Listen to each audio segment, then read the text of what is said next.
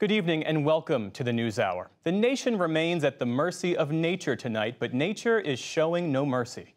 100-degree heat stretches from the far west to the deep south, and a weekend deluge in the northeast has washed out roads and claimed lives.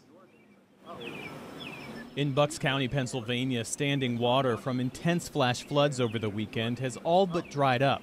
But in the township of Upper Makefield, just north of Philadelphia, the search and rescue mission is still ongoing. We have search teams that are assisting us from Delaware, Chester, parts of Bucks County, New Jersey. We also have deployed K-9 units, underwater assets, air assets, and the reason we've done that is weather conditions have permitted that today. Two children, 9-month-old Conrad Shields and his 2-year-old sister Maddie, have been missing since Saturday afternoon. Upper Makefield Township Police released these family photos today. Officials said their family was driving to a barbecue when seemingly out of nowhere, Bucks County was inundated with 7 inches of rain in 45 minutes. The downpour claimed the lives of at least 5 people, including the 32-year-old mother of the missing children. Scott Ellis, a representative for the family, thanked authorities for the search effort. We are thankful that they were able to save so many affected by these unprecedented floods, and we are grateful that they were able to recover many who have been lost. The other 4 victims were 78-year-old Enzo and 74-year-old Linda DePiro of Newton Township, Pennsylvania, 64-year-old Hugo Love, also of Newton, and 53-year-old Susan Barnhart from Titusville, New Jersey. The damage reaches beyond state lines. In New Jersey, roads were fractured and washed over, and cars barely intact, buried by debris. I'm shocked beyond words. But today, New Jersey Governor Phil Murphy said flooding in the Northeast is becoming more and more frequent. We've seen it, but not at this level. And I think we all fear that that's going to be the new norm, and we can't be dragged by that. We got to get out ahead of it. From the east to the west, where Arizonans are sweating and splashing through their new normal. If you ever stood next to an oven while you're baking something, it's like that, but it's coming from every direction and you can't escape it unless you go inside. It's very, very hot. An historic streak of heat continues to beat down on Phoenix with no end in sight. Today marked 18 straight days with temperatures of 110+ degrees. That officially ties the previous record set in 1974. El Paso, Texas also shattered records, hitting its 30th triple-digit day in a row. The El Paso Fire Department said several park-goers were rushed to the hospital yesterday with heat-related symptoms. And nationwide, more than 70 million people live in areas where today's forecasts were dangerously high, all the way from the Florida Panhandle to the deserts of California. But not everyone is looking to escape it. In California's Death Valley, keeper of Earth's hottest temperature on record, dozens of tourists posed next to an unofficial thermometer, hoping to see the number tick past the all-time high. A sight to see, but even more so, a foreboding reminder of climate change and its deadly impact as it pushes our environment to the extreme. California has been dealing with these extremes, including the heat baking the state right now. We're joined by Wade Crowfoot, the Secretary of California's Natural Resources Agency. Thank you for being with us. And you have said that global climate change is supercharging heat waves. What is your state doing to confront the long-term threat posed by climate change, but also the immediate, urgent threat posed by these heat waves? Well, most of us across America are not a stranger to hot summer temperatures. However, in California and across the West, we're experiencing heat waves that are altogether hotter and longer. Parts of California that have never experienced this intense, sustained heat are now suffering these heat waves.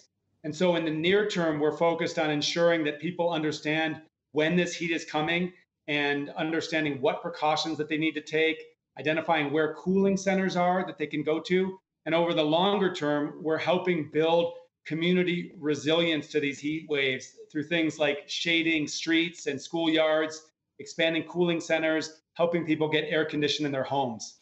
On the point about resilience, how is the electricity grid keeping pace with the demand? How resilient is the grid, and what are you advising Californians to do in the meantime? Well, last year we experienced a far higher energy demand than we ever had. during one of these sustained heat waves because more people had to use their air condition for a longer period over that week. So we are bringing on more energy, and specifically clean energy, to ensure that there is enough energy that even when everybody across the state is turning that AC on and using electricity, we have enough of it to ensure everybody can stay safe.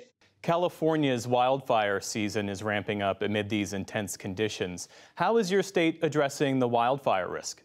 Well, hotter temperatures deeper into the summer mean greater wildfire risk. And we have upwards of 10,000 men and women out there protecting us from wildfires.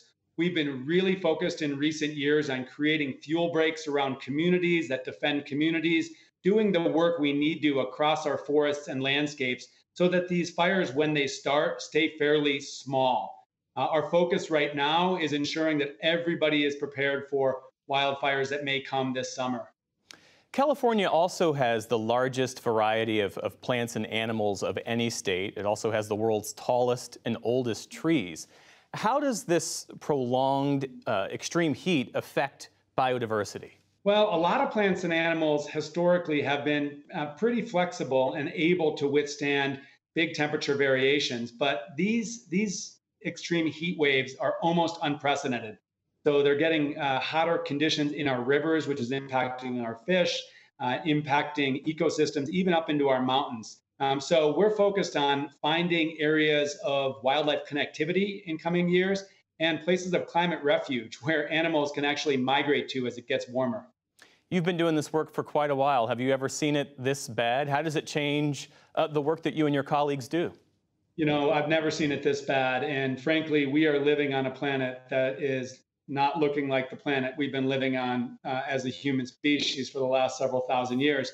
It's not hyperbole to note that we have had the driest conditions, the wettest conditions, the hottest conditions, the worst wildfires. We are seeing climate change accelerate and bring these extremes along with it. And there's so much that we need to focus on in California and our country to combat climate change and protect Americans from these impacts.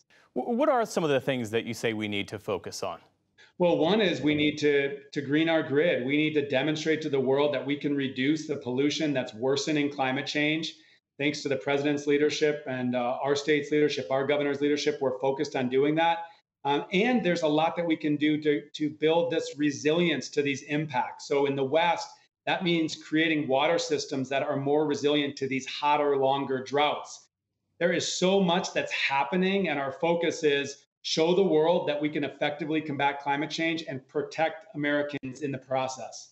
Wade Crowfoot is the Secretary of California's Natural Resources Agency. Thanks for being with us. Thank you.